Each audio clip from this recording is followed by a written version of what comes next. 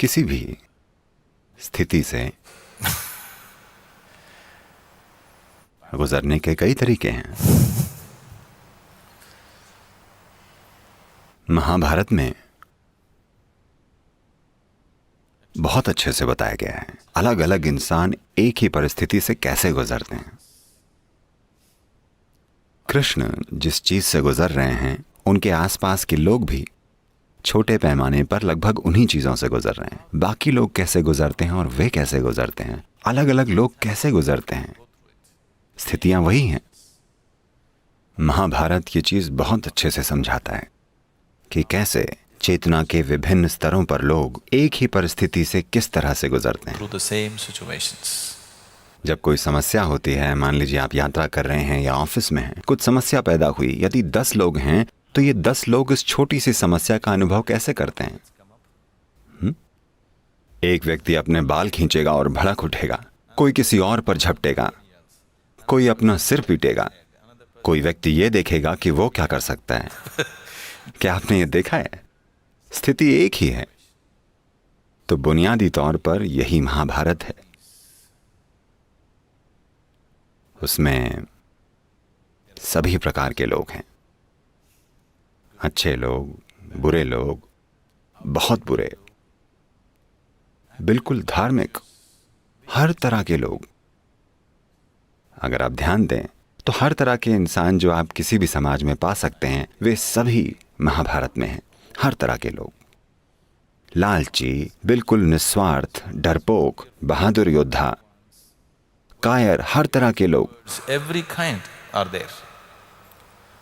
And they're all being... और वे एक गहरे नाटक से गुजर रहे हैं और हर एक का अनुभव बहुत अलग है और उनका चीजें संभालने का तरीका और अंत में जो उनके साथ होता है वो बहुत अलग है। पूरे महाभारत में कृष्ण सबसे ज्यादा नाटक से गुजर रहे हैं, पर वे उससे अछूते हैं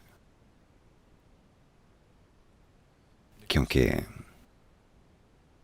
उन्होंने कहा था योगस्थ कुरु कर्माणि, यानी योग में स्थापित होकर कर्म करो। And then act.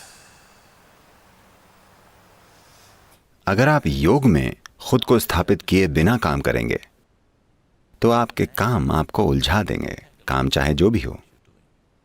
लोग अपने जीवन में सरल चीजें कर रहे हैं।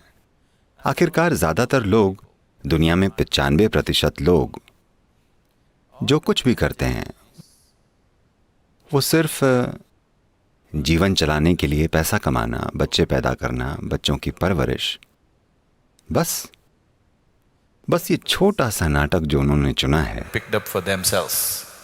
यही वे चाहते थे।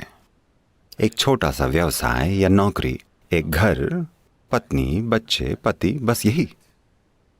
इसके लिए उन्होंने अपना क्या हाल बना लिया है। कई तो पागल खाने पहुंच जाते हैं बस ये सरल काम करते हुए। ऐसा है कि नहीं? हाँ, वे दुनिया की समस्याएं नहीं सुलझा रहे हैं। Problems of the world. वे दुनिया में धर्म स्थापित करने वाले धर्मगुप्त नहीं बनना चाहते। उन्होंने इतनी बड़ी जिम्मेदारी नहीं ली है। बस अपनी जीविका कमाना, जीवन चलाना, बच्चे पैदा करना और मर जाना, जो धरती का हर प्राणी करता है।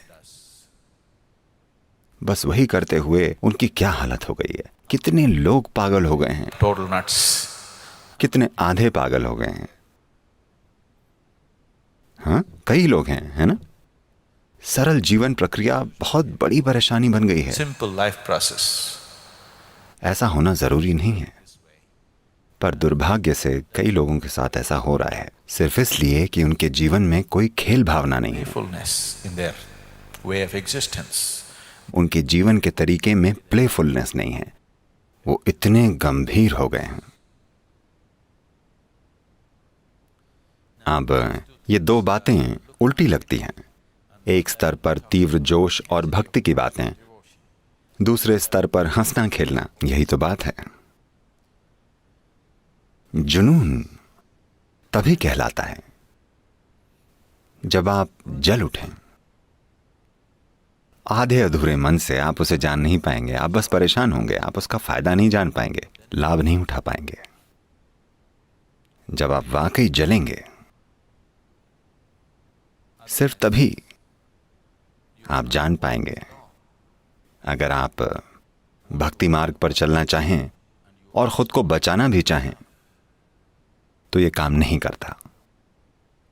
भक्ति का मार्ग, जुनून का मार्ग चुनने के पीछे विचार बस यही है कि आप अपने भीतर मौजूद हर चीज को जला देना चाहते हैं, ताकि सिर्फ वही आपके भीतर मौजूद रहे जिसके लिए आपका जुनून है, जिसके आप भक्त हैं, जिसे आप मैं कहते हैं। वो इस सरल प्रक्रिया में जल जाता है।